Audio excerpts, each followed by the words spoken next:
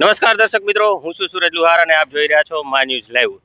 દર્શક મિત્રો, ગુજરાતના ડીજીપીના આદેશ બાદ કચ્છની અંદર દબાણ દૂર કરવાની તેમજ હિસ્ટ્રી સીટર લોકો તેમજ ગુનાહિત ઇતિહાસ ધરાવતા લોકો છે તેમના પર પ્રશાસન દ્વારા જે કાર્યવાહી કરવામાં આવી રહી છે હાલમાં.